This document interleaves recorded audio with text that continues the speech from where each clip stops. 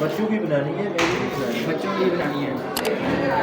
ठीक है, ये बनाना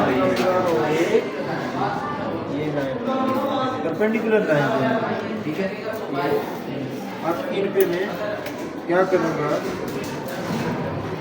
ये इसकी मेन पोजीशन, ये कौन सी पोजीशन है? मेन पोजीशन है। मेन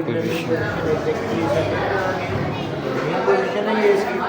हम 10 वाइब्रेशन कोशिश करेंगे कि ये पेंडुलम सरफेस के करीब आप रख सकते हैं, इसके सरफेस के करीब करें, टच भी ना करें, ठीक है। ये मेन पोजीशन है और इसकी 10 वाइब्रेशन का टाइम करेंगे कितनी। दूसरा इसकी थ्रेड की लेंथ भी आपने लेट्स से हमने कहा इसका डायमीटर कितना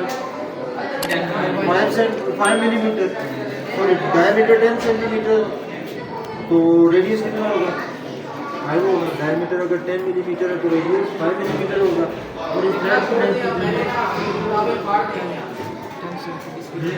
40 सेंटीमीटर, कितनी 40.5। टोटल लेंथ कितनी होगी इसकी 40.5 मिलीमीटर। लेंथ कितनी है, मैं यहाँ पे लिख देता हूँ, लेंथ इज इक्वल टू 40.5